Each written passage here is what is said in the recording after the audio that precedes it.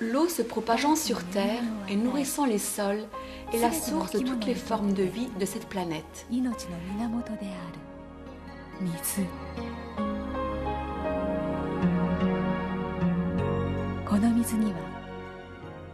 Mais il reste une facette de l'eau inexpliquée jusqu'à présent.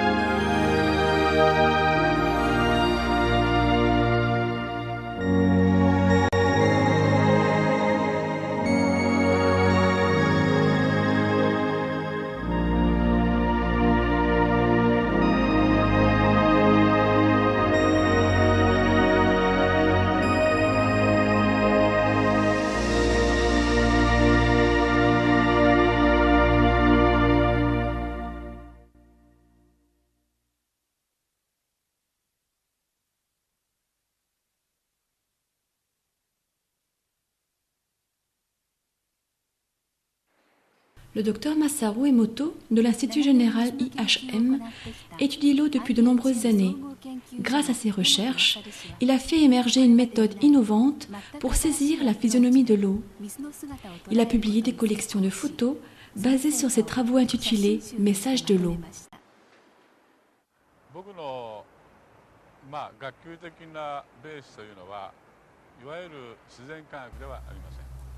Mes études académiques ne sont pas basées sur les sciences naturelles mais culturelles. Même pour moi, cela reste un mystère d'expliquer comment je suis arrivé à trouver cette méthode.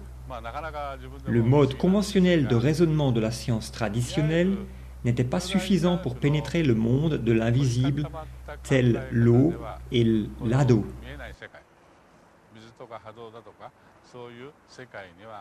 Moi, un novice, je m'y suis attaqué, mon absence de crainte m'ayant permis d'y plonger.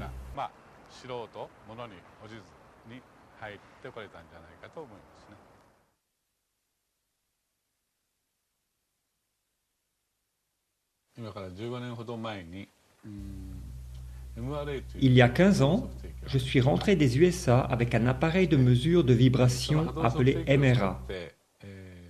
Je pouvais, grâce à lui, transférer des informations vibratoires dans de l'eau à microcluster, un type particulier d'eau, et j'ai créé de l'eau Hado. On put guérir de nombreux symptômes de maladie grâce à cette eau. Plus de 10 000 personnes furent traitées ainsi.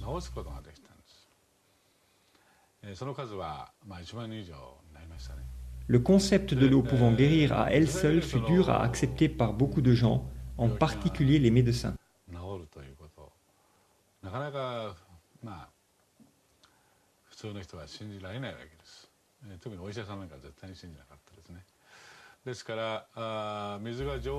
La capacité de l'eau à conserver de l'information avait déjà été avancée par certains savants radicaux, mais cela restait à prouver. Je me creusais la tête chaque jour pour trouver une réponse.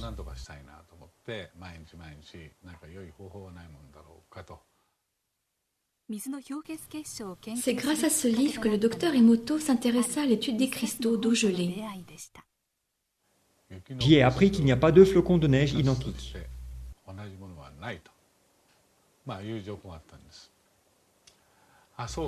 J'ai pensé, oh, des flocons de neige.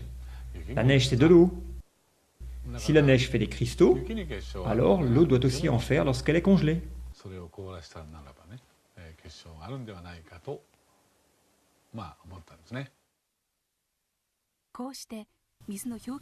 C'est ainsi que débuta l'étude des cristaux d'eau congelée, sans néanmoins obtenir de succès instantané.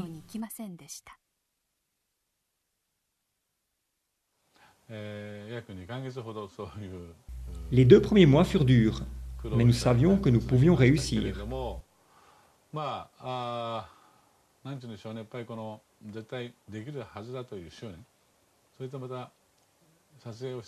J'ai persévéré avec M. Ishibashi, qui a pris les photos actuelles.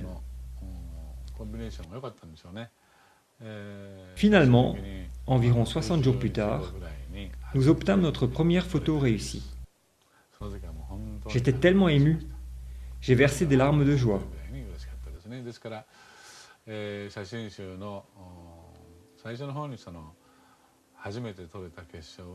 Cette toute première photo est au début de mon livre « Message from Water ». Je n'oublierai jamais ce cristal.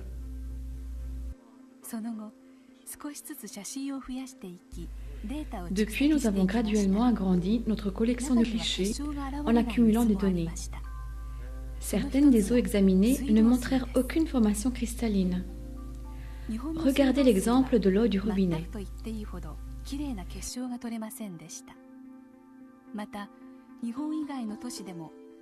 D'après ce que l'on a pu observer, les beaux cristaux étaient rares à partir de l'eau du robinet des villes japonaises. C'est aussi le cas pour l'eau de certaines villes étrangères.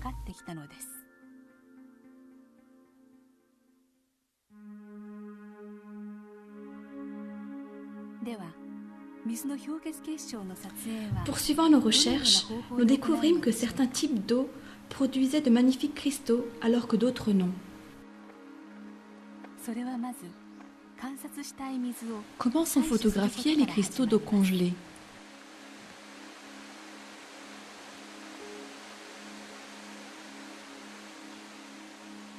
Nous commençons par recueillir un échantillon de l'eau que nous souhaitons examiner. Ici, c'est notre chercheur aux chutes de Shiraito no Taki, une source célèbre sur les pentes du mont Fuji. L'énorme quantité de pluie tombant sur le mont Fuji s'infiltre dans la montagne pour en ressortir 20 ans plus tard. Ici, aux sources de Shiraito no Taki, où ces cascades débitent plus de 100 000 mètres cubes par jour.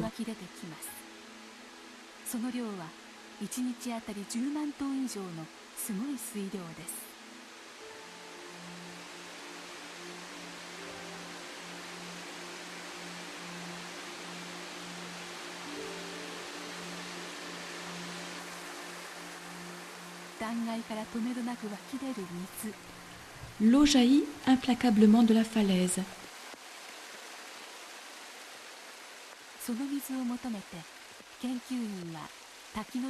Notre chercheur s'approche du pied de la cascade et remplit un flacon d'eau fraîche.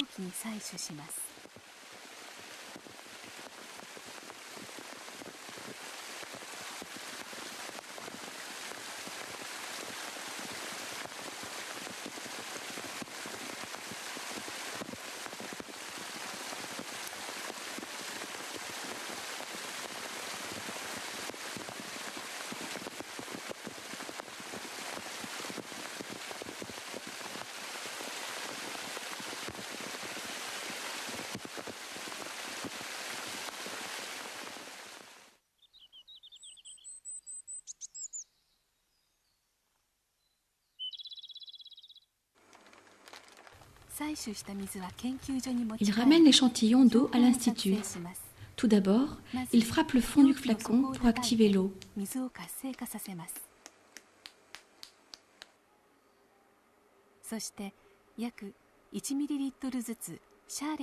Puis, il la répartit en gouttes de 1 ml dans chaque boîte de pétri.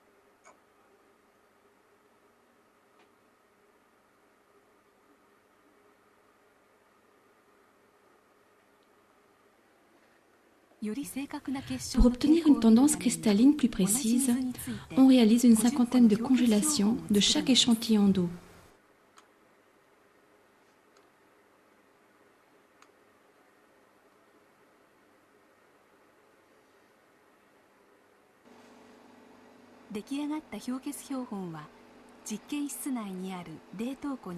Les boîtes de pétri sont mises au congélateur à moins 25 degrés dans le laboratoire. Les cristaux sont alors examinés à l'intérieur de notre laboratoire où est maintenue une température constante de moins 5 degrés.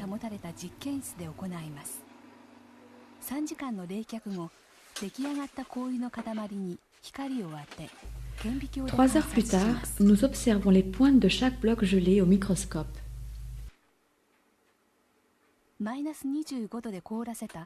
Sous l'effet de l'éclairage, le cristal se met à croître et à s'étendre lorsque sa température augmente. D'ordinaire, seuls quelques cristaux parmi la cinquantaine montrent une belle cristallisation hexagonale. Quel genre de cristaux va nous montrer l'eau des chutes de Shiraito no Taki? Un magnifique cristal hexagonal se développe lentement à partir de 6 angles du cœur de l'hexagone, paré de délicates ramifications.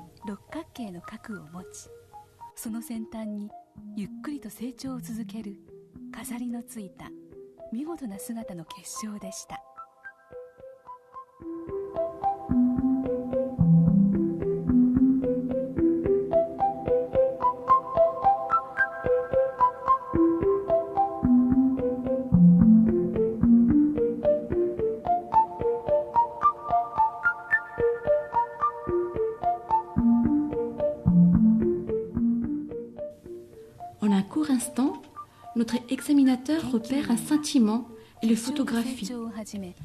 Tout cela dans la dizaine de secondes où le cristal croît avant de retourner à l'état liquide.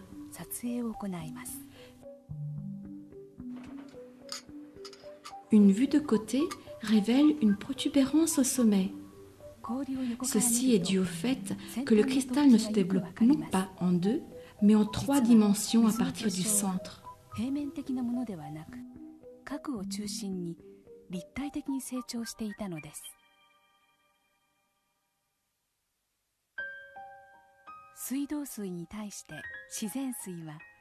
Contrairement à l'eau du robinet, l'eau de source produit une variété de magnifiques structures cristallines, captivantes pour nos yeux.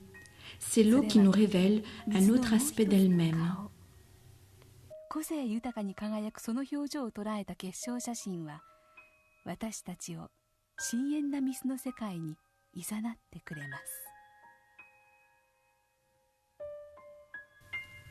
Les photos fixant ce rayonnement unique de l'eau sous sa forme cristalline peuvent nous guider dans son monde ésotérique.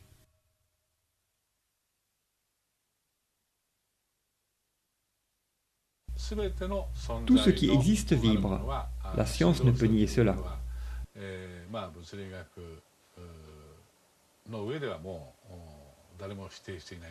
Vibration est juste un autre mot pour énergie.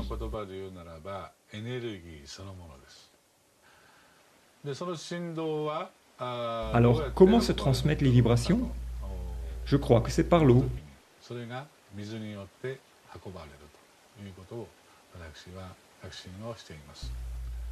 Les cristaux hexagonaux représentent la force de vie de Mère Nature.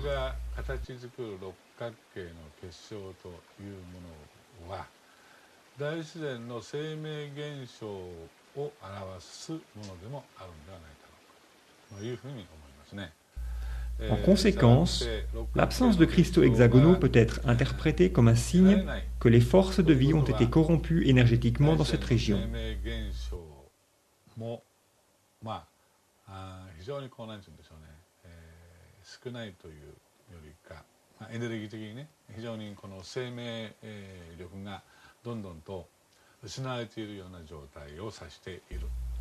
C'est une des choses que nous avons apprises durant les 8 années passées.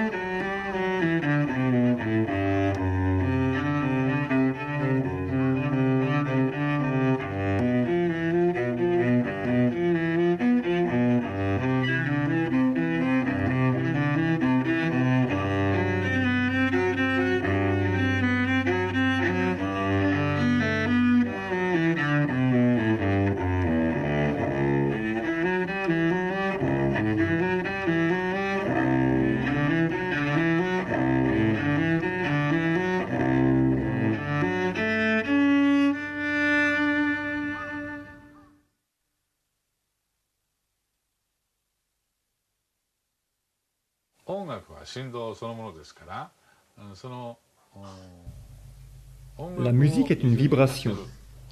Si nous exposons de l'eau à de la musique, sa structure cristalline changera.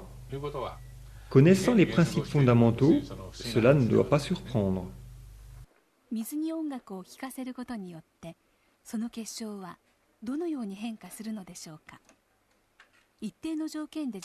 Comment est-ce que le cristal change lorsqu'on expose de l'eau à de la musique?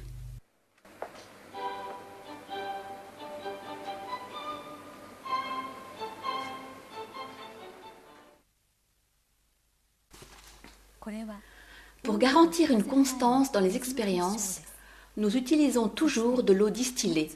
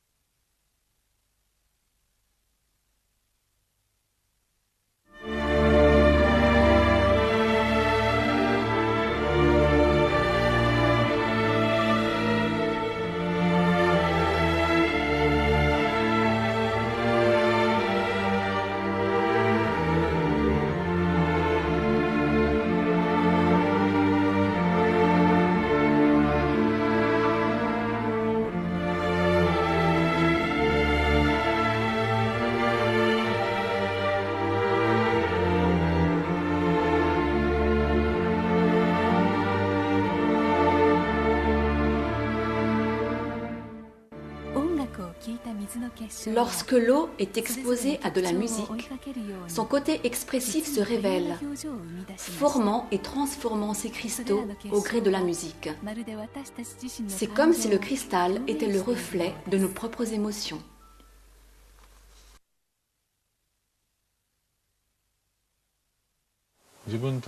Je pense que la musique a été créée pour ramener nos vibrations à leur état intrinsèque. Par exemple, après la Deuxième Guerre mondiale, le Japon est passé par une dure période, son peuple souffrant comme jamais. C'est ce qui a engendré beaucoup de changements positifs durant cette période. Chaque région, chaque communauté a sa propre histoire. C'est dans la nature humaine de créer de la musique qui réajuste les vibrations distordues par l'histoire. C'est pourquoi j'ai la conviction que la musique est d'abord une forme de thérapie avant d'être un art.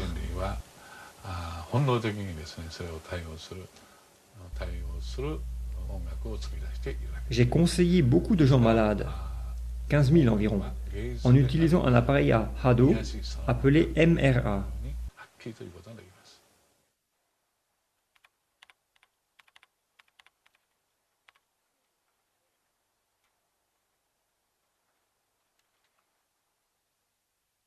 Nombreux ont été guéris et sont mentionnés dans mes livres. Beaucoup demandent encore mon aide actuellement, mais tous ne peuvent pas venir ici. Certains vivent loin, d'autres sont des enfants dans des hôpitaux. C'est alors que j'ai pensé à utiliser des photographies pour extraire de l'information. J'ai demandé à ces patients de m'envoyer leurs photos. Très confiant, j'ai pu obtenir des informations sur eux et créer de l'eau, Hado, sans leur présence physique.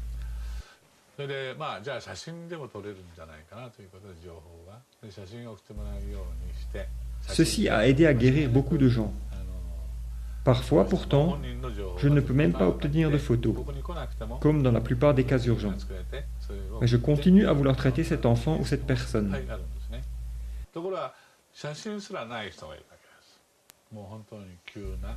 Cela m'a fait penser que si des photos pouvaient fournir des informations, peut-être que le nom des patients aussi.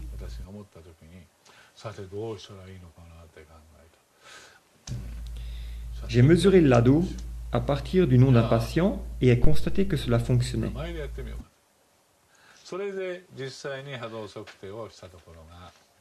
C'est là que j'ai réalisé que les mots retenaient de l'information vibratoire.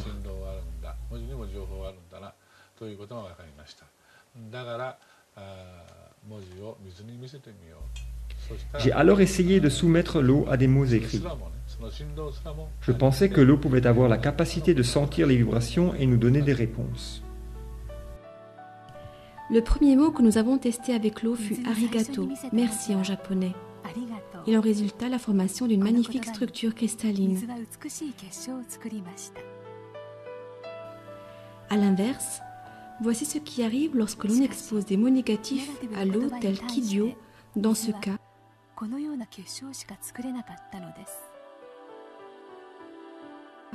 ou la phrase « Tu me rends malade, je vais te tuer ».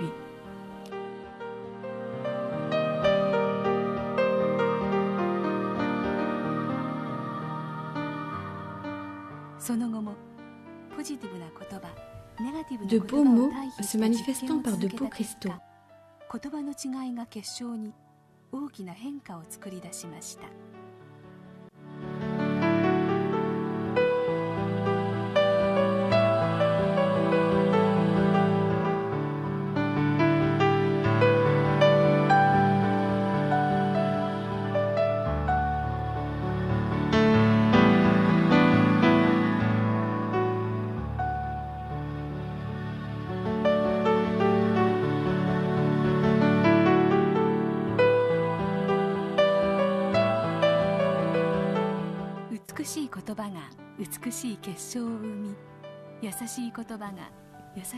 En nous apparaissant sous sa forme cristalline, l'eau nous laisse voir le pouvoir caché derrière les mots.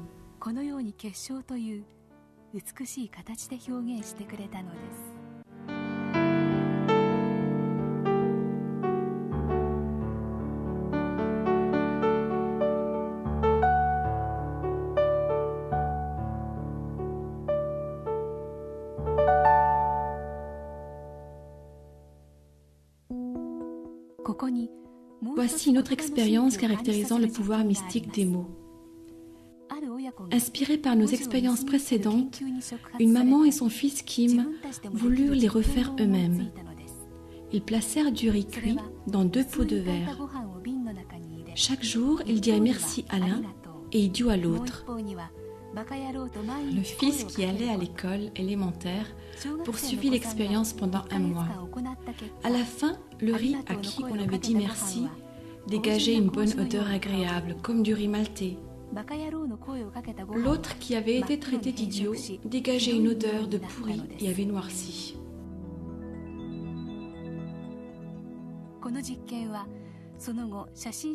Cette expérience gagna en renommée auprès des lecteurs des messages de l'eau.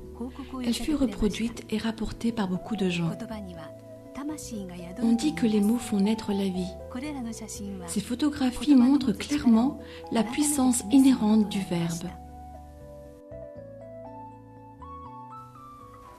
Par la suite, nous menâmes une autre expérience qui consistait à projeter nos pensées à l'eau et tester les effets des formes et des mots.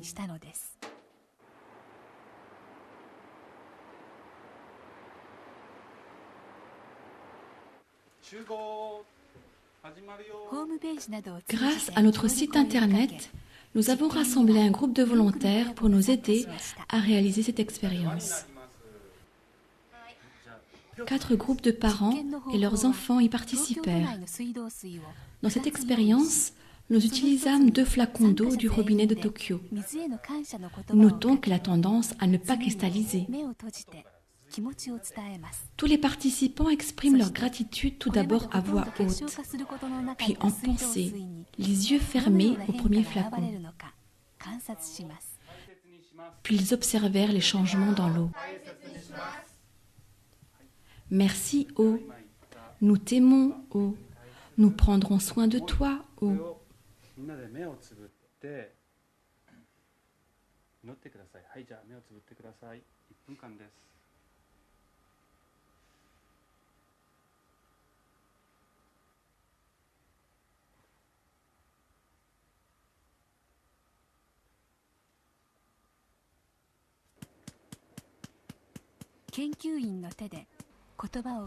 Le chercheur transfère ensuite cette eau dans les boîtes de pétri.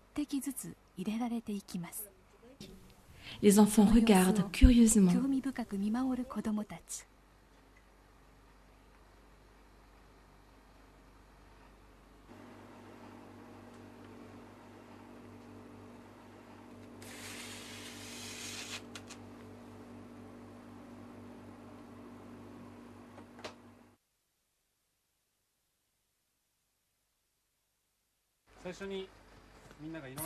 Trois heures plus tard, l'eau congelée est prête pour l'observation.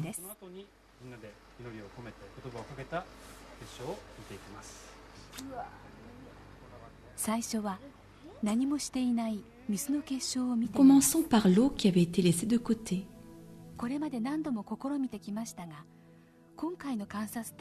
Comme tellement souvent lors des fois précédentes, nous observâmes une fois de plus une totale absence de beaux cristaux dans l'eau de Tokyo.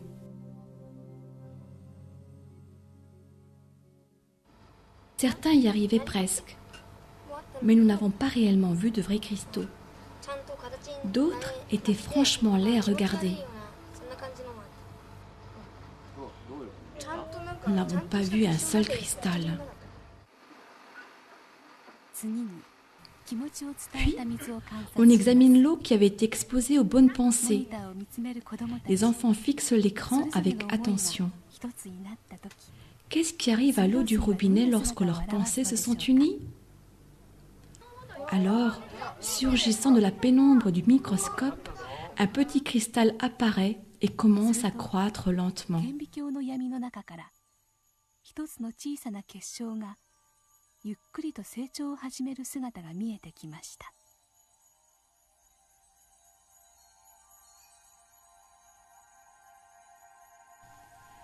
Un grossissement plus fort révèle l'émergence soudaine d'un cristal unique, clair et simple, comme pour incarner la pensée des gens qui s'étaient rassemblés.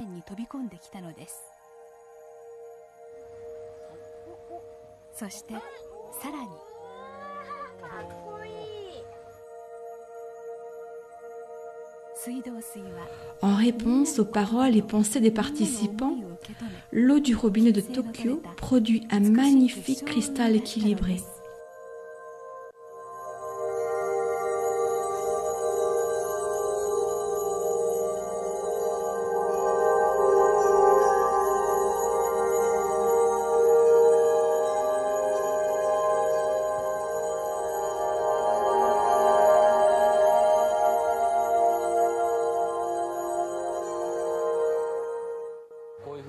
Aurais-tu imaginé voir des cristaux comme celui-là? Non, je ne pensais pas. Comment t'es-tu senti quand tu as vu le cristal? C'était fascinant. J'étais un peu sceptique quant au résultat. Que nos pensées puissent affecter l'eau. Mais maintenant que j'ai vu, je sais que c'est vrai.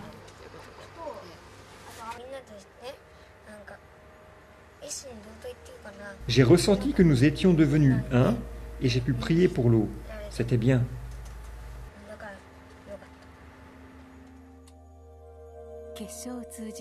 De par la cristallisation, l'eau nous dit qu'elle peut agir comme un miroir pouvant réfléchir nos pensées.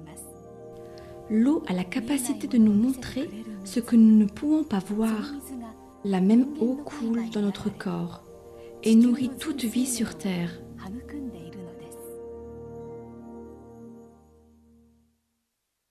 L'énorme écho, déclenché par le livre Message de l'eau, est maintenant en train de se répandre partout dans le monde. Basé sur les concepts présentés dans ce livre, nous avons commencé un projet nommé « Amour et gratitude pour l'eau ». Des messages ont été amenés dans ce projet. Cette éclatante réponse est sans aucun doute le signe que les cristaux d'eau gelée sont porteurs d'un message universel.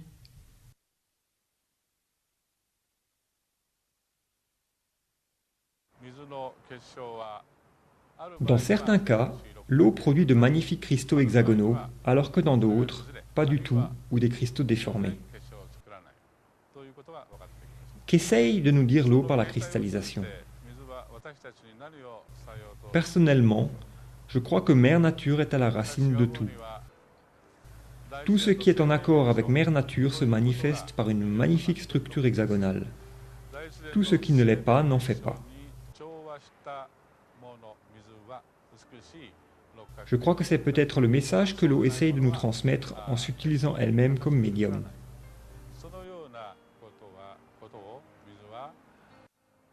Il est important pour l'eau autour de nous de ne produire que de beaux cristaux hexagonaux.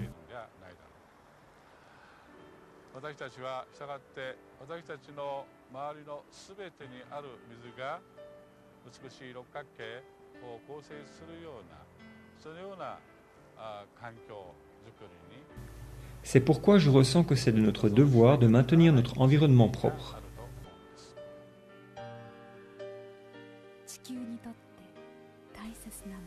Les cristaux nous disent ce qui est important pour notre planète et ses habitants.